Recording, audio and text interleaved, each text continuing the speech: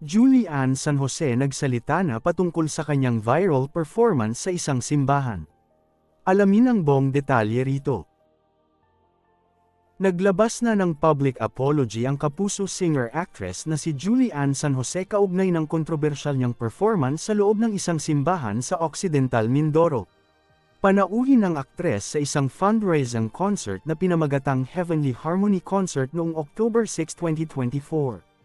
Ginanap ang nasabing concert sa loob mismo ng Nuestra Señora del Pilar Shrine and Parish sa Mamburao Occidental Mindoro.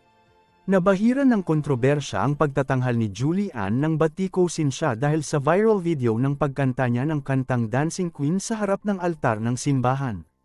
Dagdag pa rito ang suot nitong gown na may mahabang slit na sa tingin ng ilang netizens ay hindi angkop sa simbahan.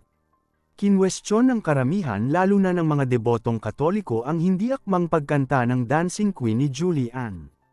Anila, bakit pinayagan ng aktres na kumanta ng party song imbes na religious song? Dagdag pa rito ang kanyang suot na gown na may mahabang slit. Dahil dito, minarapat ng Kapuso singer-actress na humingi ng paumanhin sa publiko lalo na ang mga Katolikong na-offend at nabastusan umano sa kanyang ginawa. Nitong Huwebes, October 10 nagpahayag ang aktres sa kanyang Facebook account ng kanyang public apology.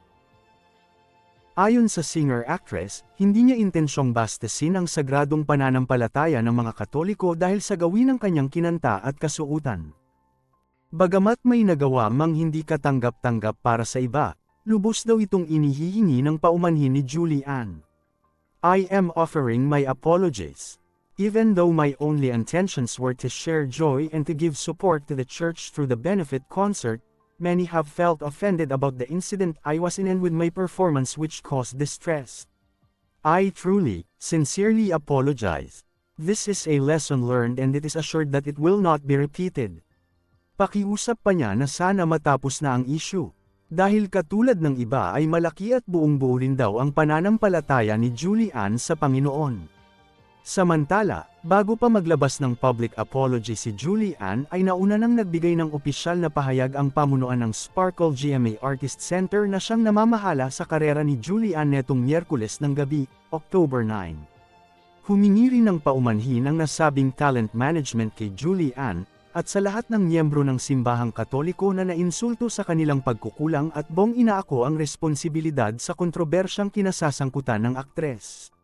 Sa ngayon ay sandamakmak pa ring basyang mula sa nga netizen ang natatanggap ni Julian dahil sa nangyari.